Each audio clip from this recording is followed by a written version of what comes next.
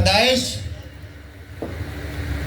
12ویں باب سے کہ لکھا ہے کہ ابراہیم سے خداوند جب مخاطب ہوا لکھا اور خداوند نے ابراہیم سے کہا کہ تو اپنے وطن اور اپنے ناطے داروں کے بیچ سے اور اپنے باپ کے گھر سے نکل کر اس ملک میں جا جو میں تجھے دکھاؤں گا، اور میں تجھے ایک بڑی قوم بناؤں گا اور برکت دوں گا اور تیرا نام سرفراز کروں گا، سو تو سے برکت ہو۔ خدا کے پاک کلام کا پڑھا، سنا اور سمجھا جانا ہم سب کے لیے باعث برکت ہو۔ سب کہیں آمین۔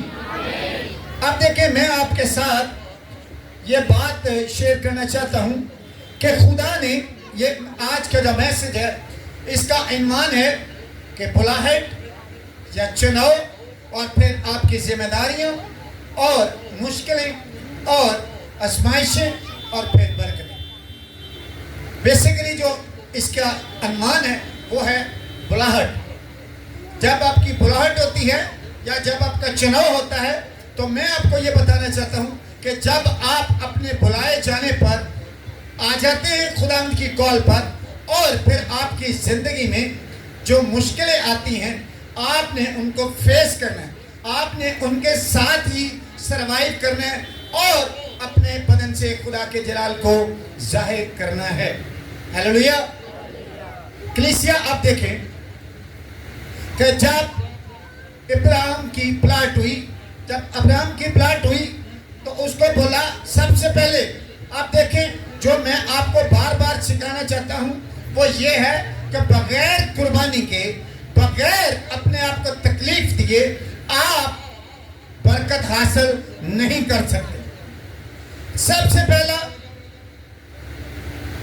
ابراہیم سے خدا نے کہا کہ اپنے ناطے داروں کو چھوڑ دے۔ سب سے پہلے کیا کہا کہ اپنے ناطے داروں کو چھوڑ دے۔ نمبر دوسرا یہ کہا کہ اپنے وطن کو چھوڑ دے۔ نمبر 3 کہا کہ اپنے باپ کے گھر سے نکل جا۔ آپ دیکھیں کہ اس کی قربانی چیک کریں اور پھر یہ بھی نہیں پتا کہ جانا کہاں ہے، اور وہ نکل پڑا۔ کیا ہوا؟ وہ نکل پڑا۔ آپ دیکھیں آج ہم اس کی صرف ابراہیم کی جو لائف ہے اس کے اوپر ہی غور کریں گے۔ آپ دیکھیں کہ جب ابراہیم نکل پڑا اور وہ اس ملک میں آ کے رہنے لگا جو خدا نے اسے رستے میں دکھایا، تو اس ملک میں آپ یہ دیکھیں، میرے ساتھ نکالیے پیدائش 12واں باب اور اس کی آیت نمبر 10، اور لکھا اور اس ملک میں کال پڑا اور ابراہیم مصر کو گیا کہ وہاں ٹکا رہے، کیونکہ ملک میں سخت کال تھا۔ ہیلیلویا۔ اس سے پہلے اگر آپ اوپر غور کریں گے تو ملک کنعان میں آئے اور ابراہیم اس ملک میں سے گزرتا ہوا مقام سکم مورا کے بلوت تک پہنچا، اور اس وقت ملک میں کنعانی رہتے تھے۔ تب خداوند نے ابراہیم کو دکھائی دے کر کہا کہ یہی ملک میں تیری نسل کو دوں گا، اور اس نے وہاں خداوند کے لیے جو اسے دکھائی دیا تھا ایک قربان گاہ بنائی، اور وہاں سے کوچ کر کے اس پہاڑ کی طرف گیا جو بیتیل کے مشرق میں ہے، اور اپنا ڈیرا ایسے لگایا کہ بیتیل مغرب میں اور آئی مشرق میں پڑا، اور وہاں اس نے خداوند کے لیے ایک قربان گاہ بنائی اور خداوند سے دعا کی، اور ابراہیم سفر کرتا کرتا جنوب کی طرف بڑھ گیا۔ اور یہ دیکھیں کہ یہ وہ جگہ ہے جہاں پر میں آپ کو بتا رہا ہوں کہ جب وہ یہاں پر خداوند کے کہنے پر آیا تو وہاں پر کیا ہوا؟ کال پڑا، اور پھر جب ملک میں کال پڑا تو وہ مصر کو چلا گیا تاکہ وہاں ٹکا رہے۔ اس کا مطلب یہ ہے کہ مصر میں کال نہیں تھا۔ تو بات میں آپ کو بتانا یہ چاہتا ہوں کہ بہت دفعہ جب ہم خداوند کی طرف سے چناؤ میں آتے ہیں ہم یہ سوچ لیتے ہیں کہ میں خدا کا بلیسڈ بندہ ہوں، میری زندگی میں کوئی مشکل نہیں آنی چاہیے۔ بھائی آپ کو میں یہ بتانا چاہتا ہوں کہ آپ جب خدا کے چناؤ میں آ جاتے ہیں ابلیس نے وار تب کرنا ہے آپ پہ۔ پہلے تو جب تک آپ توبہ نہیں کرتے، آپ کا بلاوا نہیں ہوتا، آپ کا چناؤ نہیں ہوتا، آپ خدا کے ساتھ چلتے نہیں ہیں، آپ تو پہلے ہی اس کے ہم سفر ہوتے ہیں، تو آپ کو وہ کیوں ڈسٹرب کرے گا؟ ڈسٹرب وہ ان کی لائف کو کرتا ہے، وار وہ ان کی لائف پہ کرتا ہے جو اس کو تباہ کرنے کے لیے خداوند کے ساتھ چلنا شروع ہوتے. جیسے کہ ابراہیم نے خدا کی بات مانی، اپنے گھر کو چھوڑا، اپنے ناتے داروں کو چھوڑا اور اپنے ماں باپ کو چھوڑا، اور جب وہ نکلا تو جہاں وہ آ کے رہنے لگا، آپ دیکھیں آزمائش دیکھیں، خدا کے کہنے پہ گھر سے نکل پڑا اور جہاں آیا وہاں پر کال. اب بہت دفعہ ایسا ہوتا ہے کہ جب آپ ایک گھر میں ہوتے ہیں، وہاں پر آپ کی ترقی ہوتی ہے، آپ وہاں سے اوپر آتے ہیں، آپ کے اوپر مشکلیں آتی ہیں، ابلیس وار کرتا ہے اور آپ اس کا شکار ہو جاتے ہیں.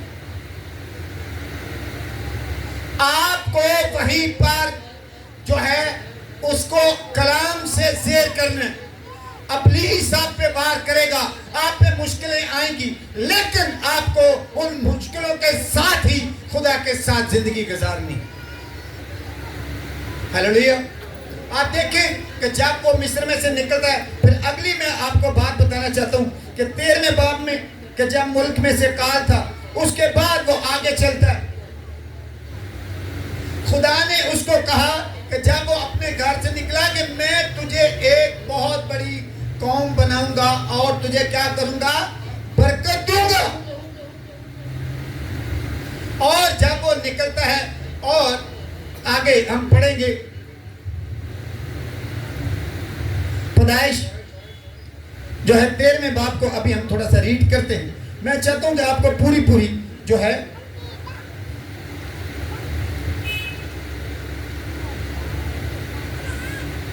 پیدائش 13واں باب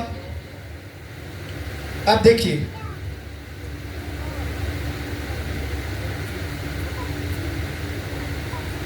ہم باب 13 کی 14ویں آیت سے پڑھنا شروع کریں گے. اور وہاں پہ لکھا کہ اور لوط کے جدا ہو جانے کے بعد خدا نے، اچھا پہلے میں آپ کو یہ بتا دوں کہ لوط، یہاں پر میں یہ کہوں گا کہ لوط جو ہے وہ اس کا بھتیجا تھا. جب یہ گھر سے نکلے تو لوط کو وہ ساتھ لے کے نکلا.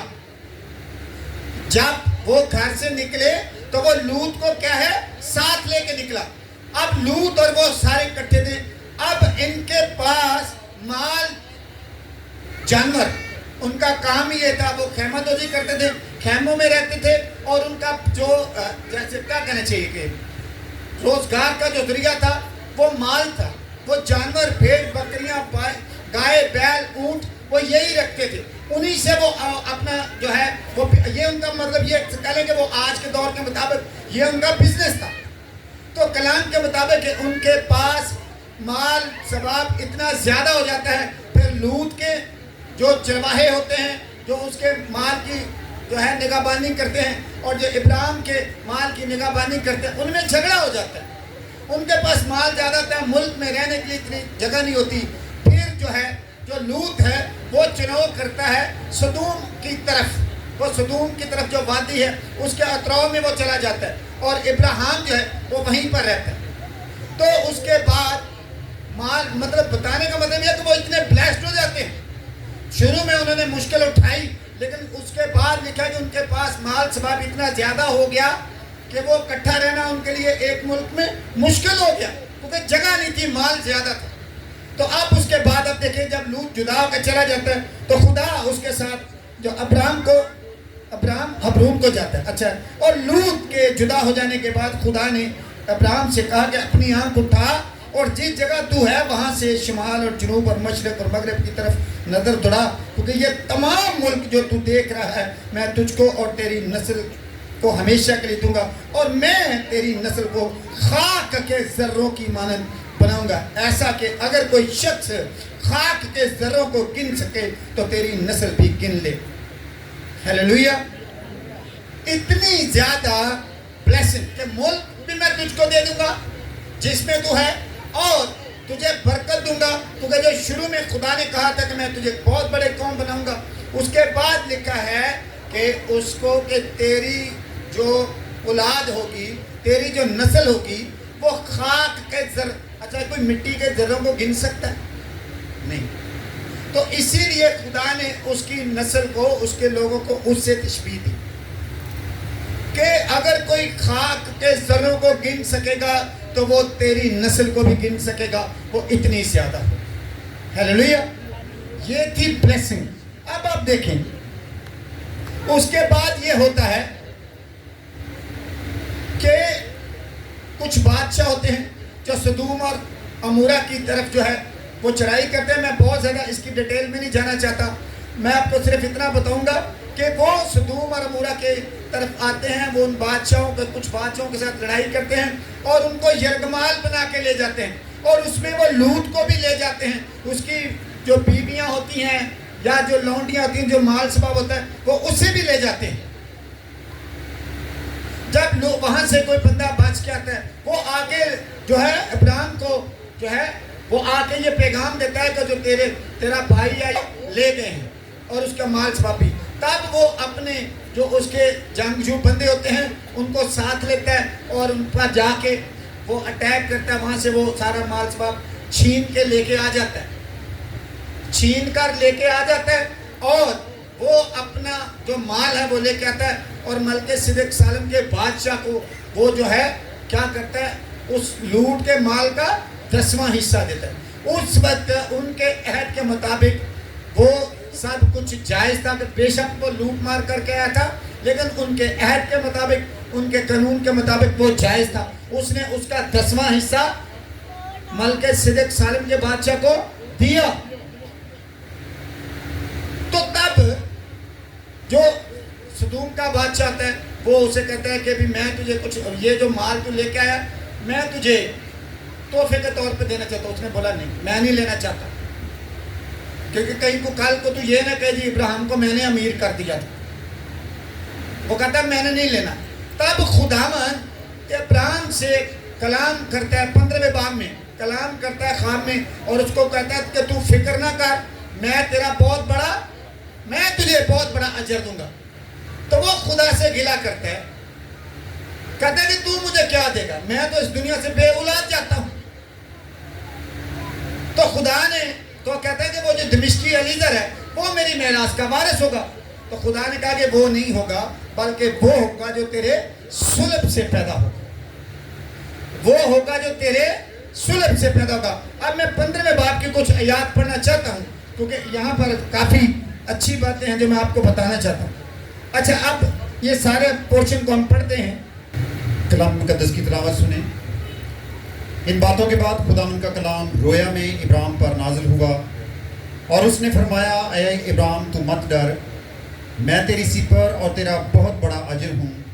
ابراہیم نے کہا, اے خداوند خدا, تو مجھے کیا دے گا, کیونکہ میں تو بے اولاد ہوا جاتا ہوں, اور میرے گھر کا مختار دمشقی الیعزر ہے. پھر ابراہیم نے کہا, دیکھ تو نے مجھے کوئی اولاد نہیں دی, اور دیکھ میرا خانہ زاد میرا وارث ہوگا. تب خداوند کا کلام اس پر نازل ہوا, اور اس نے فرمایا, یہ تیرا وارث نہ ہوگا, بلکہ وہ جو تیرے صلب سے پیدا ہوگا وہی وارث ہوگا. اور وہ اس کو باہر لے گیا اور کہا, اب آسمان کی طرف نگاہ کر, اور اگر تو ستاروں کو گن سکتا ہے تو گن. اور اس سے کہا کہ تیری اولاد ایسی ہی ہوگی. اور وہ خداوند پر ایمان لایا, اور اسے اس نے اس کے حق میں راست بازی شمار کیا. اور اس نے اس سے کہا, اچھا یہاں پر رک جائیں, یہاں تک ہم دیکھیں کہ یہاں تک اس کو, ادھر ٹھہریے, یہاں تک خدا نے اس کو یہ کہا ہے کہ وہ الیعزر دمشقی تیری میراث کا وارث نہیں ہوگا, بلکہ وہ ہوگا جو تیرے صلب سے پیدا ہوگا. اب اگلی بات جو میں آپ کو بتانا چاہتا ہوں, پڑھانا چاہتا ہوں, وہ یہ پڑھیں گے, پھر میں آپ کو بتاتا ہوں. اور اس نے اس سے کہا کہ میں خداوند ہوں جو تجھے کسدیوں کے اور سے نکال لایا, کہ تجھ کو یہ ملک میراث میں دوں. اور اس نے کہا, اے خداوند خدا, میں کیوں کر جانوں کہ میں اس کا وارث ہوں گا. اس نے اس سے کہا کہ میرے لیے 3 برس کی ایک بچیا. اچھا یہ دیکھیے, سنیے کہ خدا کہہ رہا ہے کہ یہ ملک میں تجھے دے دوں گا.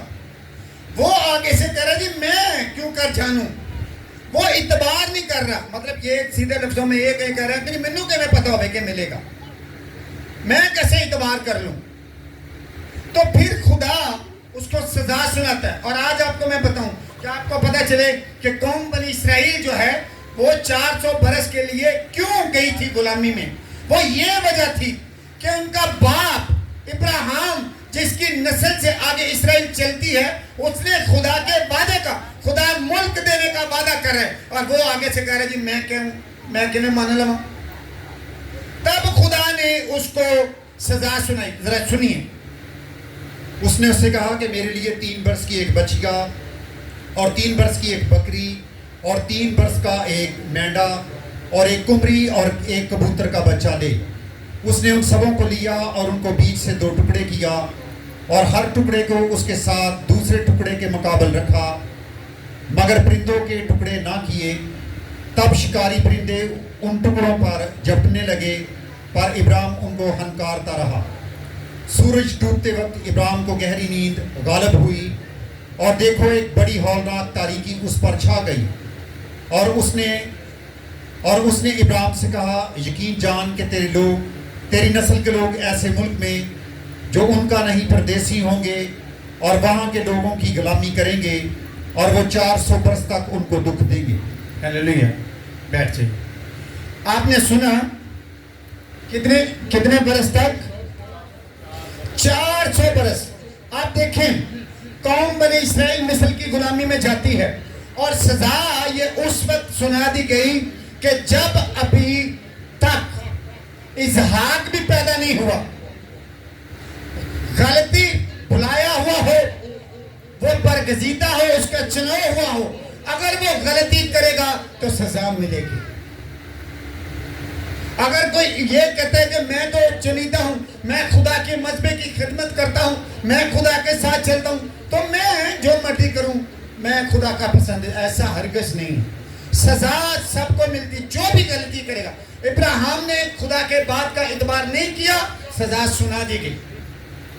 اور آپ کو یہ پتہ ہے کہ جو قوم بنی اسرائیل ہے، آگے جا کے آپ پڑھ سکتے ہیں کہ قوم بنی اسرائیل مصر میں گئی غلامی کے لیے، اور انہوں نے اس کو اتنا تنگ کیا کہ آپ دیکھیں کہ پھر وہ جب آہ نالہ کرتے ہیں تو خدا ان کی فریاد سن کے وہ ایک علیحدہ بات ہے کہ پھر ان کو خداوند چھڑاتا ہے، لیکن کلام کے وعدہ کے مطابق وہ گئے غلامی میں۔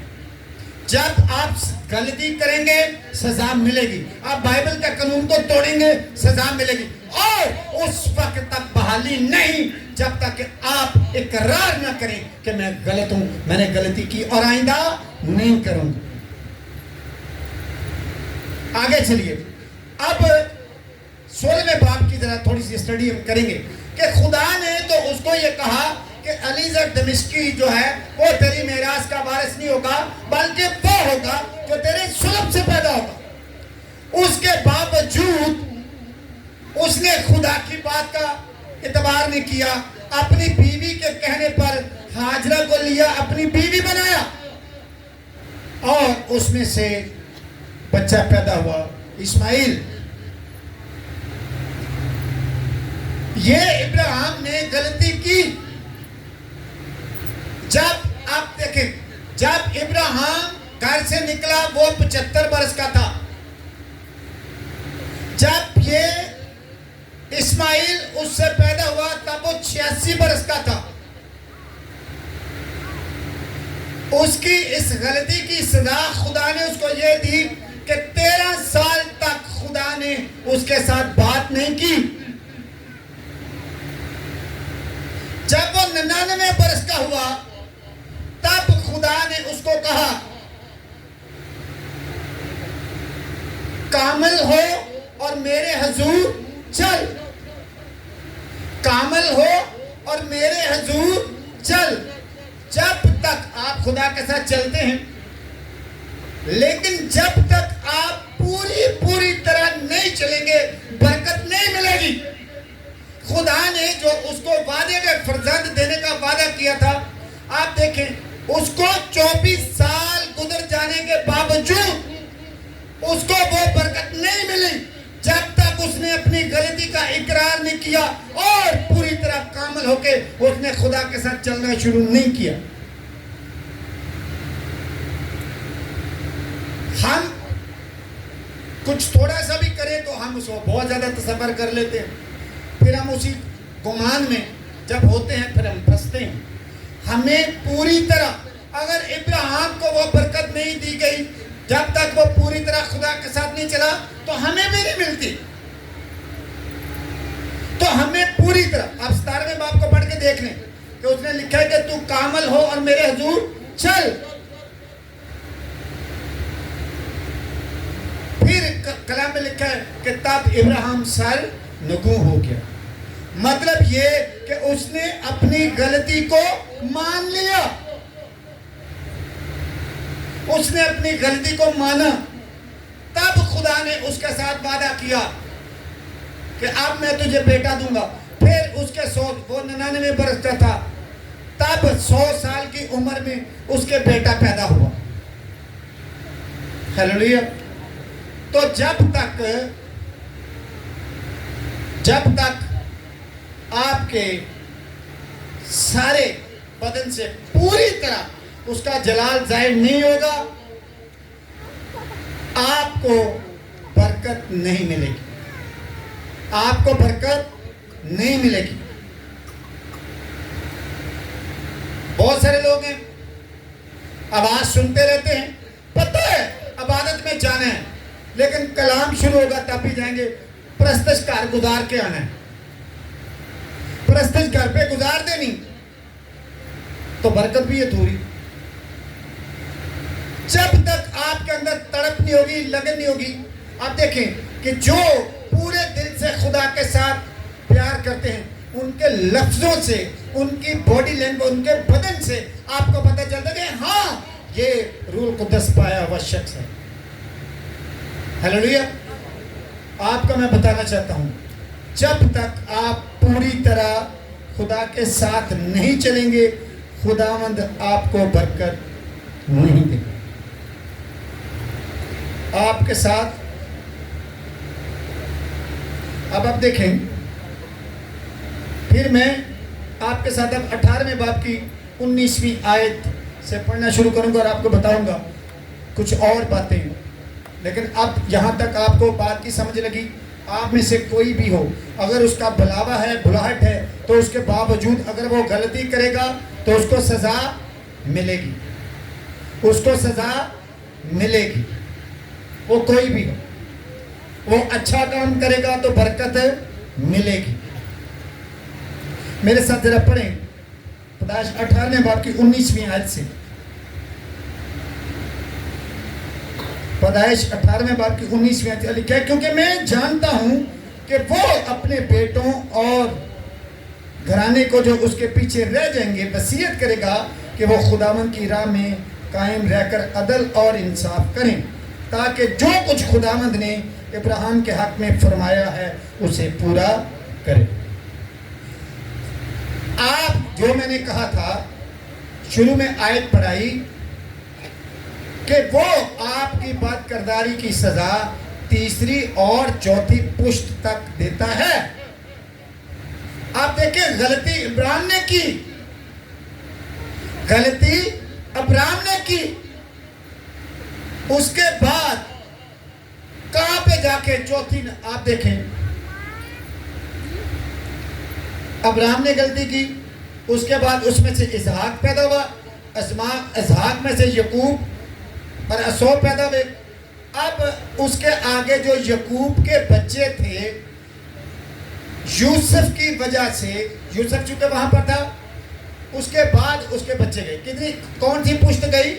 چوتھی پشت گئی نا، چوتھی پشت گئی. اور پھر وہ وہاں پر جب بڑے بھولے بچے پیدا ہوئے تو اس وقت سے وہ غلامی میں گئے. خدا، میں آپ کو ایک بات بتانا چاہتا ہوں، آپ کو پتہ نہیں چلتا آپ جو غلطی کرتے ہیں اس کی وجہ سے آپ کے گرد گھیرا تنگ ہو رہا ہوتا ہے، آہستہ آہستہ آہستہ، اور ہم اپنے دل کو اور سخت کرتے جاتے ہیں. جتنی دیر تک آپ کلام کو پورا نہیں کریں گے، جب آپ کلام کو پورا کریں گے تو پھر برکت بھی ملے گی. جب ابراہیم نے اپنی غلطی کا اقرار کیا تو جو ابرام تھا پھر وہ کیا ہو گیا؟ ابراہام. ابراہم کیا ہو گیا؟ ابراہام، قوموں کا باپ. تب اس کا وہ نام ہوا اور اس کے ساتھ وہ وعدہ پورا ہوا جو شروع میں 75 سال کی عمر میں اسے کہا گیا تھا کہ میں تجھے ایک بہت بڑی قوم بناؤں گا، اور آگے جا کے خدا کہتا ہے کہ میں جانتا ہوں کہ اب وہ جو اپنے اس کے لوگ اس کے پیچھے بچیں گے وہ ان کو وصیت کر کے جائے گا کہ وہ خدا کے وعدوں کو کیا کریں، پورا کریں، تاکہ جو خدا نے ان کو برکتیں دینے کا وعدہ کیا ہے خدا ان برکتوں کو پورا کرے۔ ہیلیلویا۔ جب تک آپ پورا نہیں کریں گے سزا واجب ہے۔ جب آپ پورا کریں گے آپ برکت کے مستحق ہیں۔ جتنا آپ خداوند کے وعدوں کو پورا کریں گے اتنی زیادہ برکتیں ملیں گی۔ جتنی آپ خدا سے دور جانے کی کوشش کریں گے برکتیں بھی آپ سے دور جائیں گی۔ ہیلیلویا۔ اگر ابراہیم جسے قوموں کا باپ خدا نے کہا کہ وہ راست باز ہے، اگر اسے سزا مل سکتی ہے تو پھر آپ کو کیوں نہیں یا مجھے کیوں نہیں؟ ہیلیلویا۔ تو ضرور ہے کہ ہم خدا کے کلام کو سنیں، اس پر عمل کریں تاکہ برکت۔ ہیلیلویا۔ خدا آپ کو کلام کے وسیلہ سے برکت دے۔ آمین۔